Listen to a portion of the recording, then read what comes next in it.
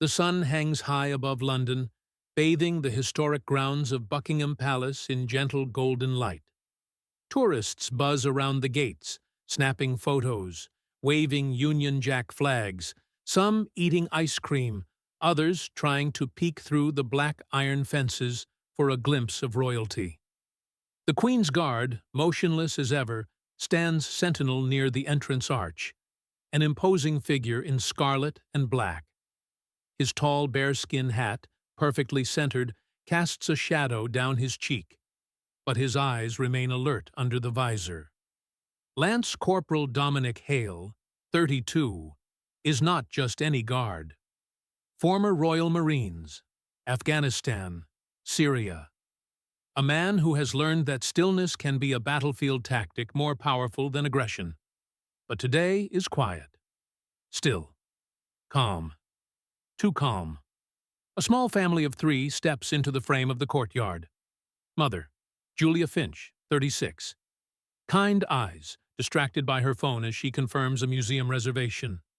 Child, Olivia Finch, 5. Wearing a pink jacket, chasing pigeons. Grandmother, a mild, slow-moving woman trying to catch up with them, smiling gently. Olivia darts forward, laughing. The pigeons scatter. Her mother glances up and calls after her. "Liv, sweetheart, don't go too far." Too late. The child disappears behind a cluster of tourists with cameras. From his post, Guard Hale's eyes track the movement. Not his head, never his head, just his pupils. The little girl darts from behind one family and runs toward a side fence. A man, barely noticeable, steps into her path. He's nondescript. Hoodie, jeans, a baseball cap pulled low. In his hand, a small plush toy, a decoy. He kneels, extends the toy, and says something. Olivia tilts her head, curious. Hale doesn't blink, but his mind is racing. Who offers toys to random children in a palace square? Julia realizes Olivia is out of view. "Mom, where is she?" They start pushing through the crowd. Meanwhile, the man gently takes Olivia's hand, still smiling, still holding the toy. They start walking, not toward the main gate, but toward the side alley that leads to Green Park. Still, Hale doesn't move, but his breathing has slowed. His hands grip his rifle a touch tighter, his legs already calculating the distance.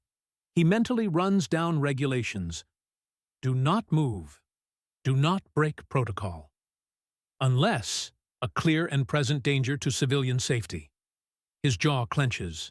As the man leads Olivia toward the exit, she looks back. One last time. Her eyes meet the guards. She doesn't smile.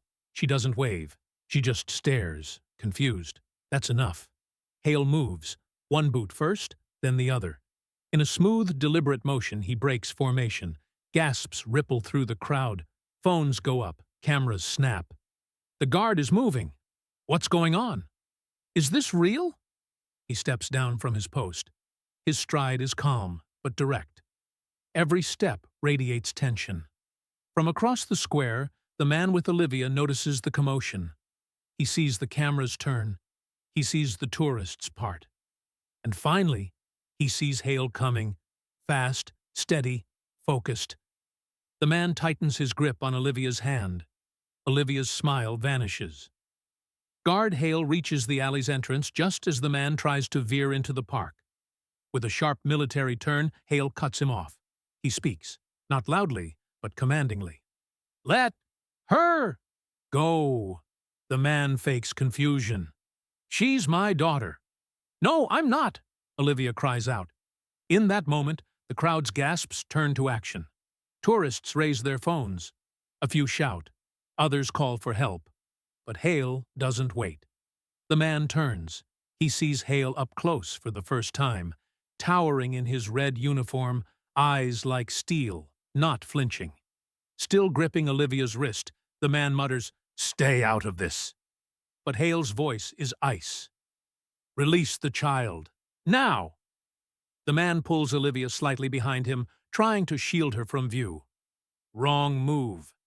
In one precise, fluid motion, Guard Hale steps forward, sidesteps, and locks the man's wrist.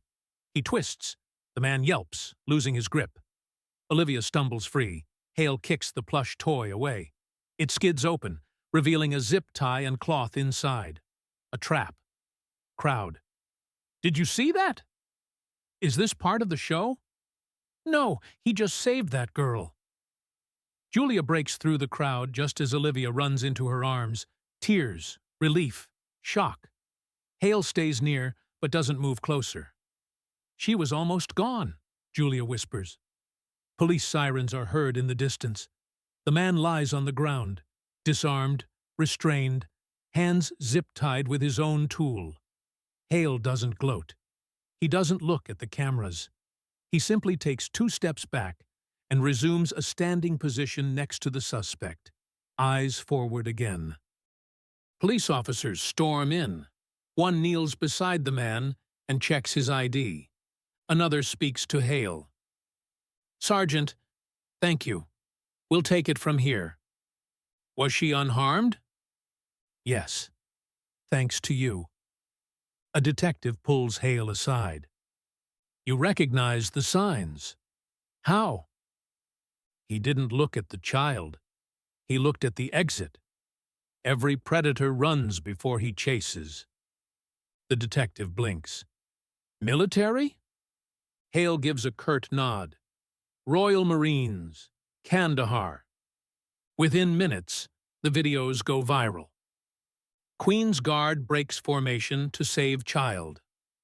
Royal ceremony turns into real-life rescue. From stone still to action hero. News outlets pick it up globally. Evening reports run dramatic slow-motion replays. TV hosts praise the Guard's awareness. Twitter explodes Guard hero. Saved by stillness. Protocol with purpose. But not all reactions are positive. The Royal Guard Command Office lights burn late into the night. Commander Bartlett reviews footage, arms crossed. He moved. He broke formation. An advisor replies, "He prevented an abduction."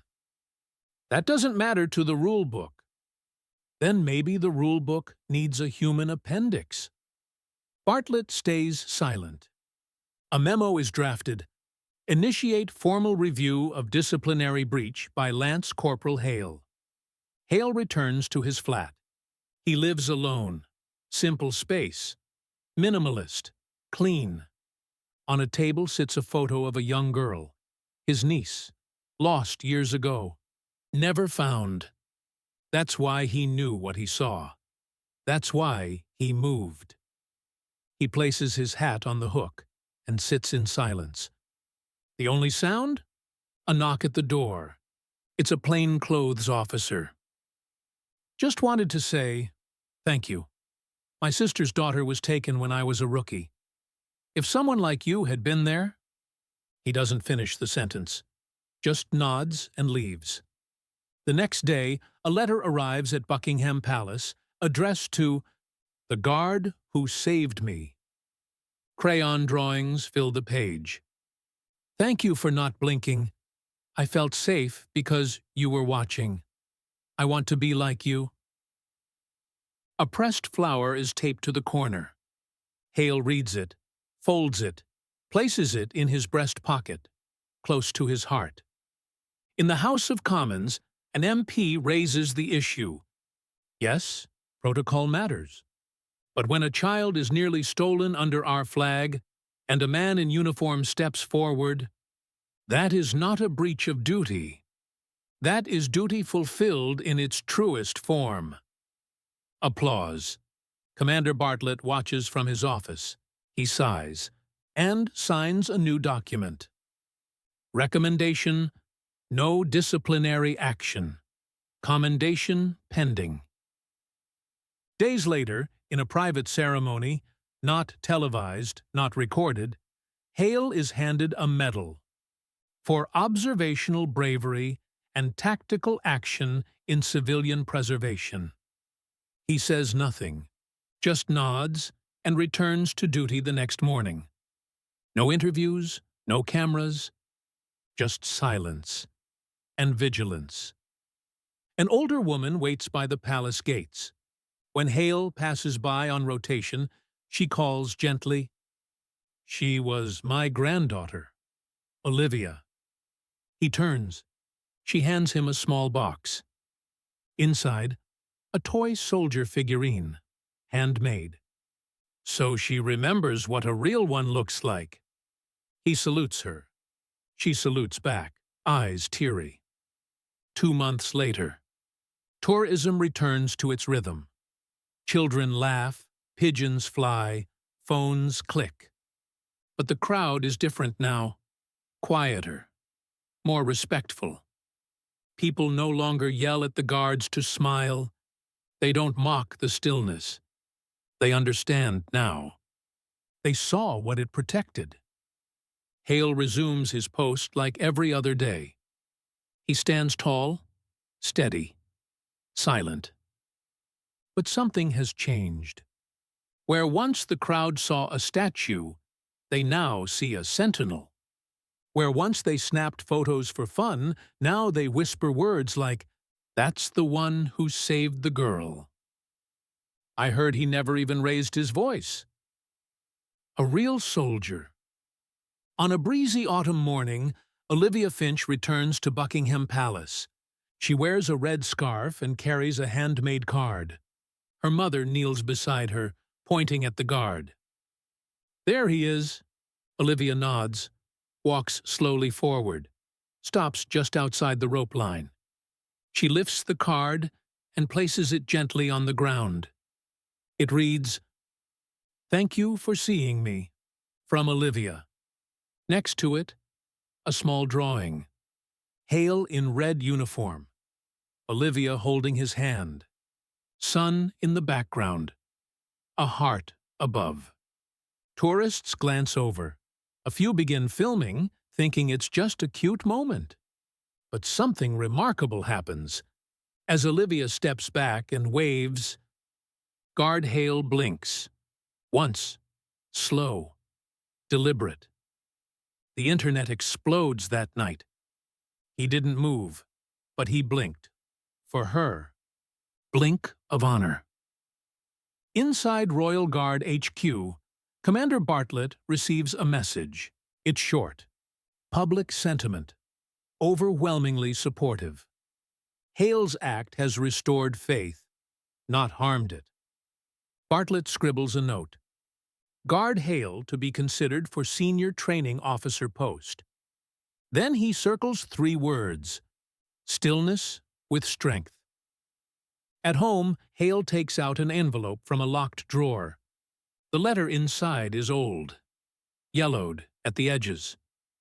To the man who took my niece. You got away, but I never stopped watching.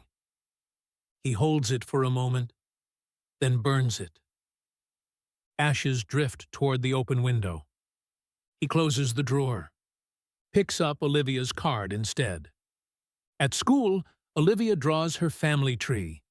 She adds a soldier, not by blood, but by spirit. This one isn't really my family, she tells her teacher, but he watched me when no one else did. The teacher smiles. That's family enough. A tourist from New Zealand asks a local, "Why do the guards never move?" The Londoner replies, "They do, when it matters most." Back at the palace, sunset casts gold across the gates. Hale stands at attention.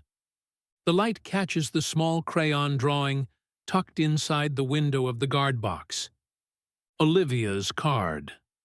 He doesn't speak, doesn't move. But somehow, through his stillness, you hear everything. A soldier doesn't always need to march, shout, or fight. Sometimes the greatest acts of heroism are quiet. Sometimes all it takes is watching and waiting. And when the moment comes, stepping forward. Not for glory, not for medals, but for someone who needed to be seen. He saw her, and the world saw him.